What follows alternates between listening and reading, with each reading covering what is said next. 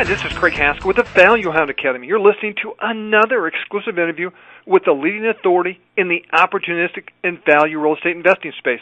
With the flood of foreclosures hitting the market over the last few years and many more expected in the outward years, lenders have increasingly been using the services of auction companies to dispose of their real estate assets. To give you an inside look at the auction process, we are speaking with Doug Dennison, a leading expert on buying and selling properties at auction. Doug shares with us the secrets to buying distressed properties using the auction process. Doug is National Sales Coordinator of Raoul Auctions, a nationally recognized real estate auction firm, and he also hosts the National Real Estate Auction Radio Show. In his 25 years career, he has worked with government and banking clients, organizing successful auctions resulting in over $600 million in real estate sales. There is a huge auction inventory of investment properties that value investors should be looking at while sourcing deals. Find out from Doug how to use auctions to uncover opportunistic and value real estate investing deals. In this interview with Doug, you will learn tips on how to get the best deals through auctions, case studies of properties bought through auction, how best to win bids, why auctions need to be a part of your acquisition strategy, the ins and outs of the auction process, tips on conducting property investigations and due diligence. If you are looking for new ways to source great deals and the auctions aren't part of your acquisition process right now, then you need to listen to this interview with Doug Dennison. Doug shares with us why auctions are a great source of deals for value investors. So, spend some time studying this interview with Doug Dennison.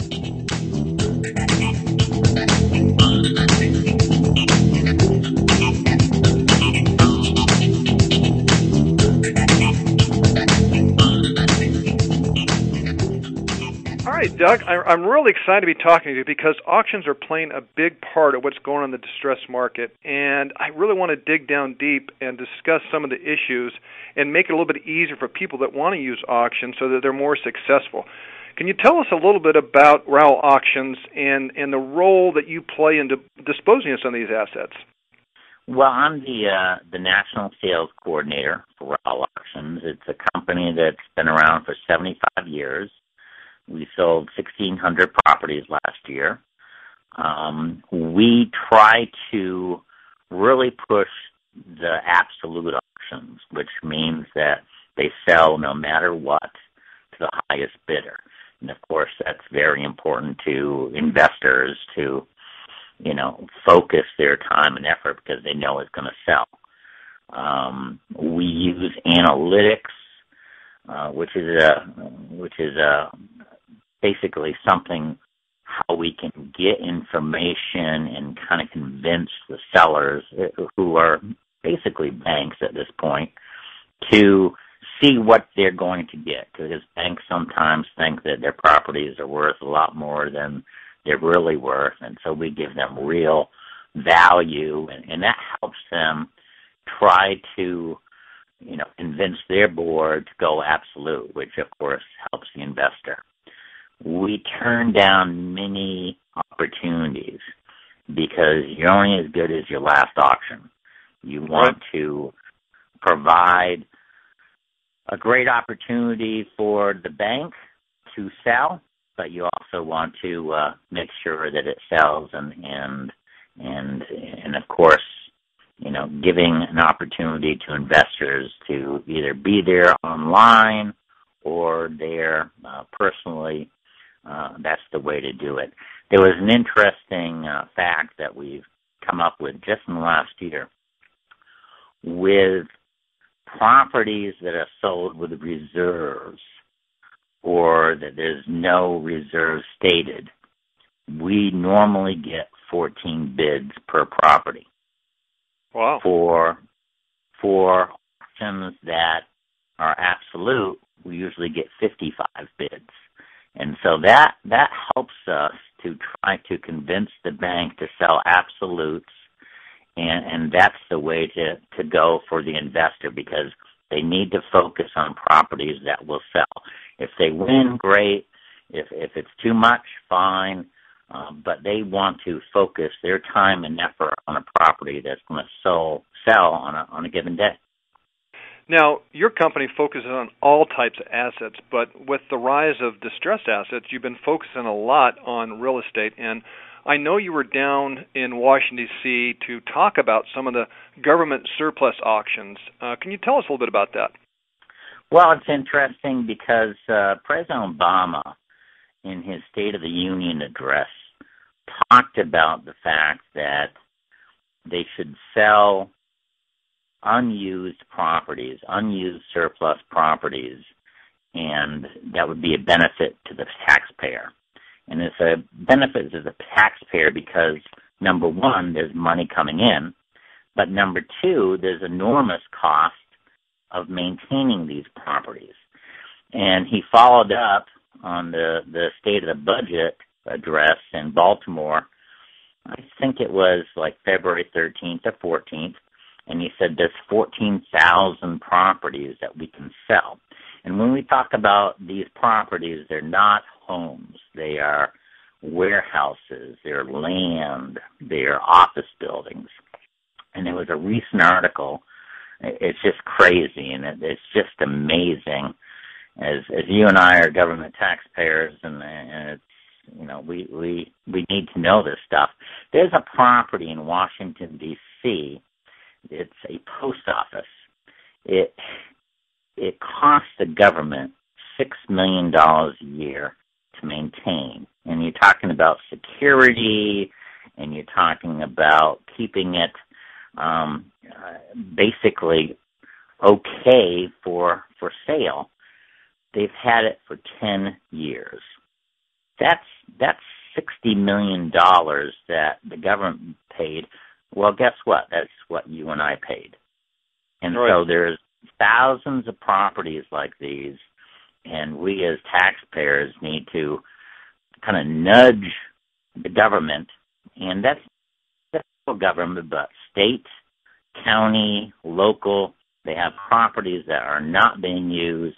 They keep on their books, and it costs money to keep an asset that is not unused.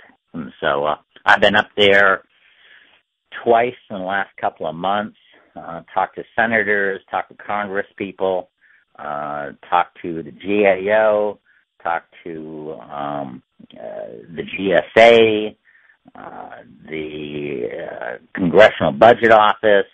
I've been doing my homework and just trying to tell them that the government needs to use auctions because it's the fairest and most transparent way to sell assets.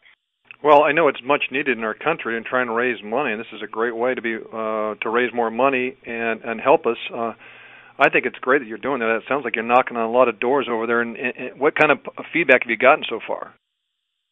I've got great feedback. There's a bill from Congressman Denham. It's H.R. 1734. It's got a lot of co-sponsors.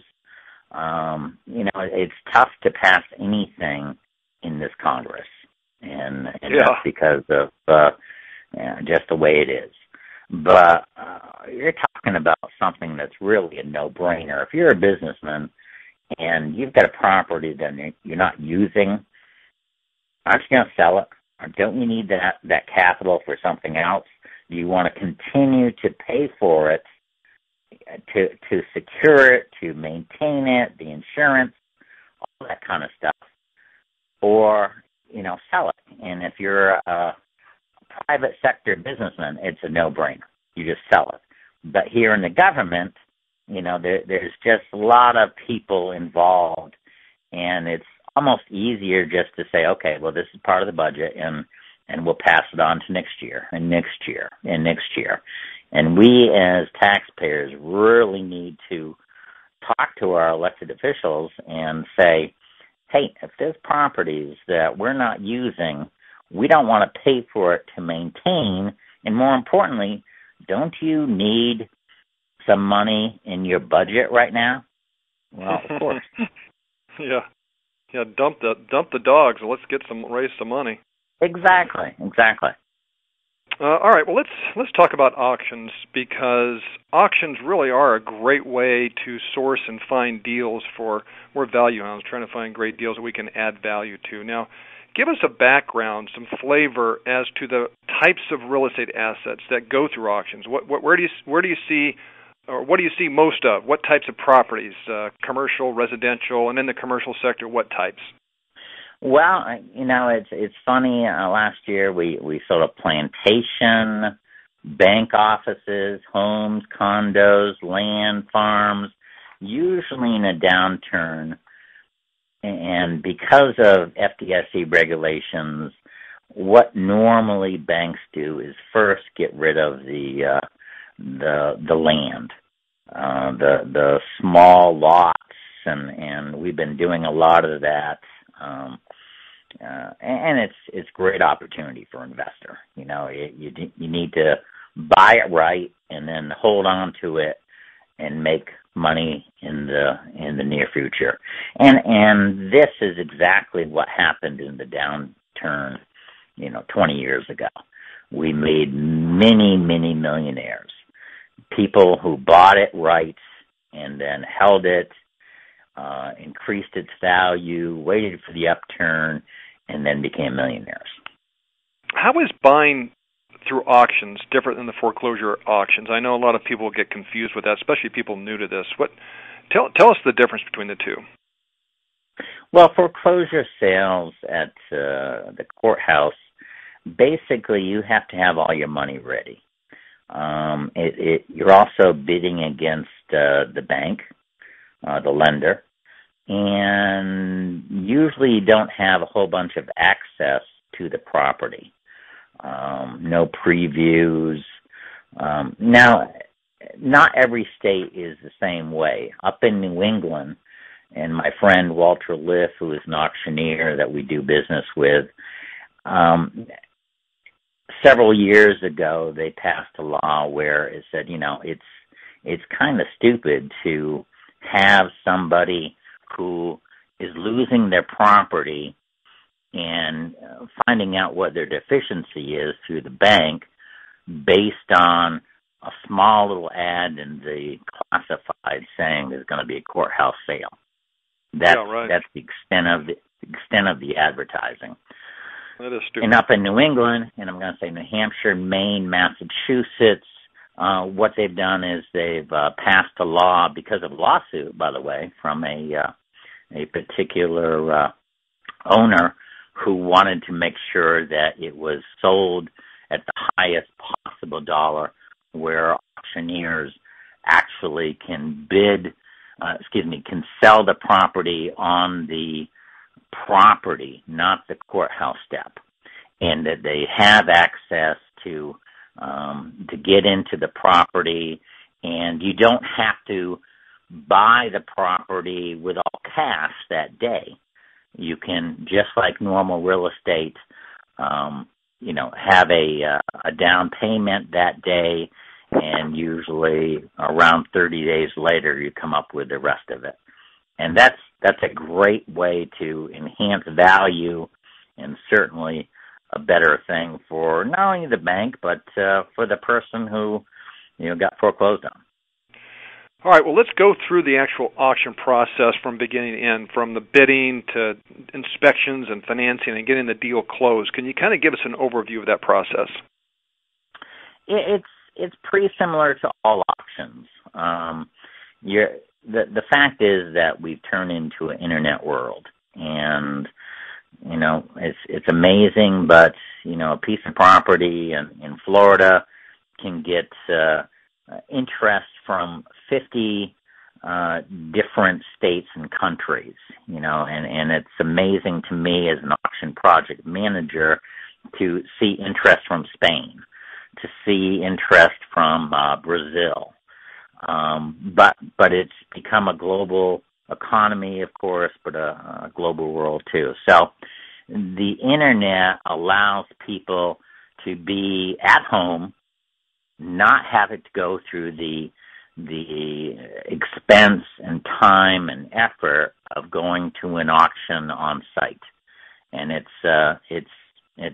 really, really helped the values, and certainly as a buyer, the expense of flying from Brazil to Florida is expensive. So the inspection process is the same and the due diligence process is the same. Due diligence is done before the auction date, different than normal real estate in commercial world where, you can make an offer and it's signed and then you have, maybe a 30-day due diligence, a 60-day due diligence, depending on how big the property, even bigger. Your due diligence and inspection of the property needs to be done prior to. And the auction company will assist you by scheduling inspections and previews. And also, if you can't come in during those time periods, usually we basically cooperate with a local broker there that can assist you. And so that if the previews are June 10th and June 15th, and you're not available during those times, but you want to come down to look at the property, we can hook you up with a broker to take you through a tour. And so that's extremely important. Financing,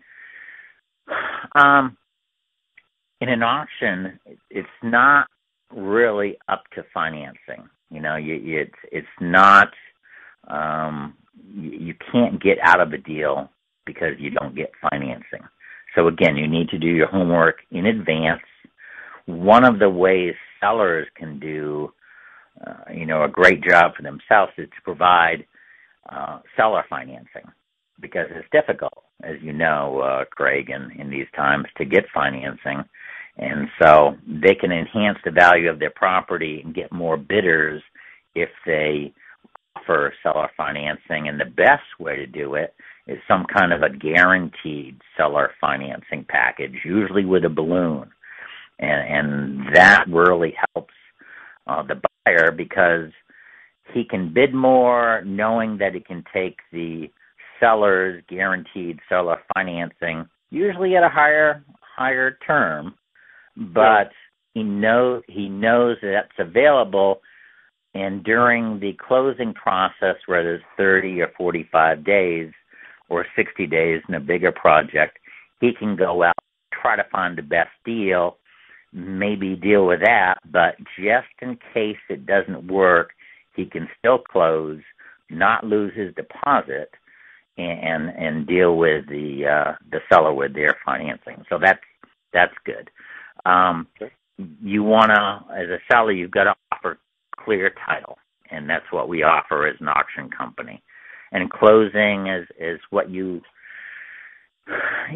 talked about and we discussed. It's usually 30 to 45 days, 60 days if it's a bigger deal. So let's say on the financing side that you it's a cash deal. Yep. Most of the buyers or bidders that come to the table, do they get their financing lined up before? I mean, it's part of the process before they even bid. Is that right? Yes, you got to do your homework before, and so a lot of these buyers have relationships with their banks, and they have a line of credit, and or they go out and say, hey, if I buy this property at $1 million, what are your terms? So they do their homework in advance. Yes. And if you think about it, what are some of the concerns that bidders have? I mean, that you're hearing about. Bidders are concerned that are they going to waste their time? Are they going to go to an auction? Are they going to spend their time and effort doing their due diligence? Are they going to pull out money from their bank or their IRA, whatever, and money market and go to the auction, be the high bidder, and then have somebody say, hey, guess what? It's not accepted. That's the biggest concern I see today with auctions. And so, again, the key is to have absolute auctions where they know it's going to be sold. This gives an investor a comfort level where they can go, they can do their due diligence, they can do their homework, they can come with a check, and if they're the high bidder, they're going to buy it that day. Well, now there's a lot of real estate brokers that are involved with auctions. How can they help the investors at the auction process? Well, real estate brokers are hungry right now. I mean, it's been a tough few years for them. Most auction companies that are reputable try to get real estate brokers involved, and they do it through a variety of ways. They do it through having an on-site broker. Gives more credibility to the sale. They know the area. They know the property. They could have been the last listing broker. So there's somebody to talk to, some office to go to, rather than calling an 800 number. That's number one. Number two, auction companies give a commission to real estate brokers who bring buyers. We want to bring all kinds of buyers. We think it's the competitive marketplace, and that's the way to go for sellers. So we pay them to bring a buyer, to register a buyer, and that's important. The thing is that most real estate investors kind of think that, okay, well, I'm going to go to the bank by myself, and, I'm going to cut out the broker because I can get a better deal, and I don't have to pay the real estate broker. In auction, that's completely false. No matter what, if you're the high bidder and it's past the reserve or it's an absolute auction, whether you've got a broker or not, it does not matter. So you can use real estate brokers for all your homework, to give you information, and they're glad to, because they're going to get a payday if you are the high bidder. So the auction company essentially cooperates with the brokerage commission then? We pay the real estate broker who brings a buyer, we pay it out of our commission. And we deal with that with the seller. And, again, we encourage broker participation. It's very important. So as a real estate investor, you're getting free homework for free. Yep. It's kind of a no-brainer. It really is a no-brainer. So, Doug, how about a couple examples or let's say case studies of real estate investors that have actually had some success using using the auction system? One of the ones that I really like is, I'm not going to use his name, but we did an auction. I was in the auction project manager many years ago, and it was for 1,800 properties in Texas. And you say 1,800 properties? Yes, it was actually 1,806. It was for 5 different banks. All of it was absolute, and it took 10 days of auctions and ballrooms in Dallas and Houston and crazy places like El Paso and Amarillo and Longview. And we sold this in 10 different days, and there was a guy from Denver that decided that, okay, this is a great opportunity, because as an investor, he knew the property was going to sell. And he said, with all those properties, I'm betting there was going to be some bargains. And he was right. And so he came down, and he was a young kid at the time. And young kid to me, he was under 30. And he was a former insurance guy, to be honest. And he talked to some of his friends, and he said, okay, how about each of us put up, and I don't know what the number was, whether it was $20,000 a piece, and so he had, $200,000, $300,000 worth of bidding power as far as getting the deposit. So he probably had like $3 or $4 million worth of bidding power, and as a kid, he went down there and he didn't have, they probably, his buddies said, well, you can go down there and you can be our front man and we can give you an extra point or two and sweat equity and all that kind of stuff, but we're not going to pay for your expenses. And so the guy comes down probably 3 weeks in advance of the auctions, visits every property. Holy mackerel. Sleeps in his car. I mean, and just crazy. And, because he didn't have the hotel money or he didn't want to spend the hotel money and he was using it on gas. And he bought, I want to say, maybe 50 to 80 properties. And we've kept in touch with him, and he's a good friend, and he turned that investment like 5 times over, and so he's a millionaire now. Yeah. And this is a guy who slept in his car, but did the homework. So again, the key is to do your homework. Auctions, you need to do the homework in advance. And a great story for him. The other one example was we did an auction in Tampa, and this was a land property, and the seller didn't do it absolute. The seller said, I got to have a reserve, and we said, okay, but you're not gonna have as many bidders as possible. But this bidder came to the auction. And it was online and on site.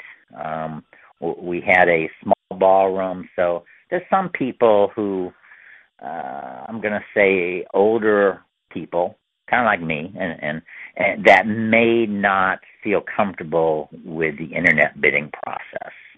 Sure. And so they want to be there. They want to talk to the seller. They want help with the bidding. And we had this auction, and they bid, and the online bidders bid, and it did not come to the reserve. And so, we had to unfortunately tell the buyer that, guess what, you didn't buy, I appreciate that you came and you bid, but we got them to meet with the seller. And 10 days later after the auction, they came to a deal.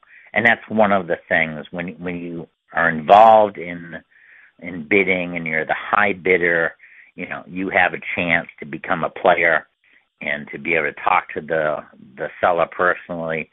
And I think investors, I kind of feel bad for them because there's so many banks and so many deals out there. You can't talk to everybody. You can't spend all the time to build a personal relationship. Not only that, the banks and their representatives, they don't have time to answer your phone call. You become a person who is trying really hard to be that smart person to get the deal and to have a bond with a seller and make a good deal, and you just can't do it. Well, if you attend an auction, you've already got through a lot of different things, and that is, number one, you've got a motivated seller. Hopefully it's a bank, hopefully it's a government entity, hopefully it's a bankruptcy auction. These are my specialty. I do that because there's a better chance of selling, but also, better opportunity for the buyer to come home with what he wants. So it's a success. It's a win-win. And so this is the way it needs to go. And I'm very proud that Raoul Auctions is on that forefront of having auctions that really satisfy not only the buyer but the seller too. Well, obviously, winning bids is real important. Are there certain tips or certain suggestions you could give to people on ways to be maybe a little more competitive in the bidding process? Well, number one, as we discussed, you got to do your homework, and we also discussed, you seek out real estate brokers because they're free resources. They are paid by the auction company / seller to bring buyers. It's not going to hurt you in your bid. So let them help you. They know the property, I'm going to assume, a lot better than you. They've been to it. They know, they've been in the community for years. They know what else is selling. They know the comparables. Use that, and that's what can make you more competitive. You know, we all want to, buy that $1 million property for, $100,000. That rarely happens. Sometimes it does, but it rarely happens. So, as a tip, you want to come to an auction with a range, and you want to say, okay, this is $1 million property. I'd like to pay $500,000 for it. I'd be willing to go $700,000 for it, and that's what will make you more competitive. Well, it's interesting you said that, because I know there's a perception by some of the investors in the real estate community that you really can't find a great deal at auctions. How would you respond to that? Well, I'm flattered that they think that we're so good that they can't get a deal, but that's not the case. Specifically, when you have a lot of properties, there's going to be deals. And so if I'm an investor, I want to focus on a few properties, and so not come to the auction or not bid online, maybe just for one or two, but do your homework and have multiple properties. A bank really kind of, or at least what we try to do with the banks is say, listen, you get 100 properties. You're going to win some, you're going to lose some, but in the end, you're going to be satisfied. Because these banks realize that it costs a lot of money to keep the property. It costs it to maintain. It goes down in value as they keep it. So they've got a number in mind kind of as an average for those 100 properties. And we're going to tell them if they go absolute, you're going to have some great numbers and some ones you're going to scratch your head about. As an investor, you're going to say, geez, I really got a good deal on this one, but I probably paid close to market on this one, but, I still want it. And so, that's the kind of thing that I would do. Oh, that's awesome. I mean, I know there's a lot of buyers out there. Unfortunately, they're out there trying to source deals, and they're not using the auction process. They're not involved with the auctions.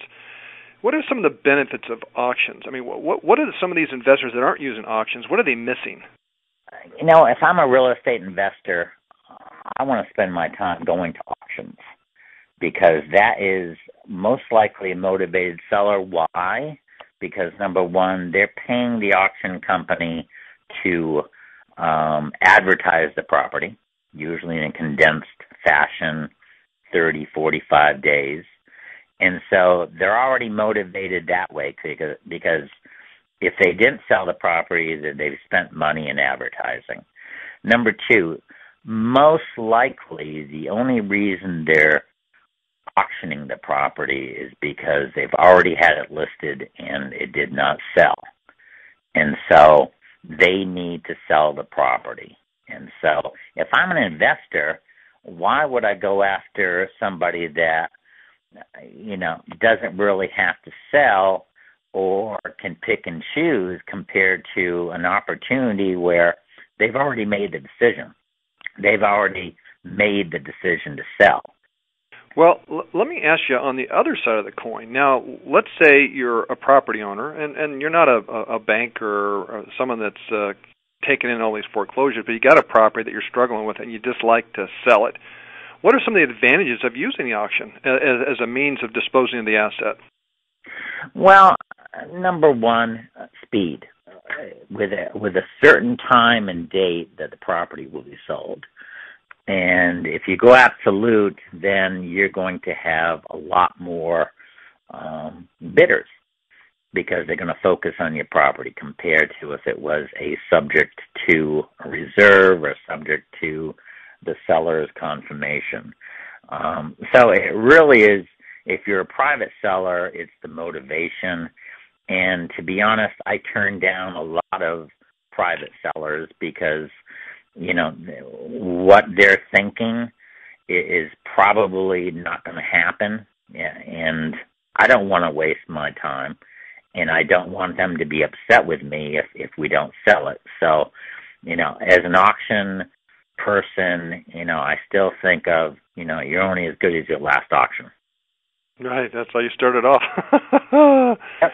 Well, I mean, you talked about the auction business it's evolved over the last few years. How do you see it evolving going forward? What does the future look like? I think it's a very good future for real estate auctions. I think we're going to see more online auctions. We're going to see more global bidding. We're going to see more bids compared to the on-site auction because I see RAL auctions doing more properties this year, more bank properties, and I believe it will be good for not only our business, but for sellers, but also for the real estate investor. I hope you enjoyed this interview. For more information on Doug Dennison, please visit his website at www.rowellauctions.com. That's www.rowellauctions.com. Or call his office at 904-325-3020. For any other questions, comments, or ideas, please email me at craig@valuehoundacademy.com.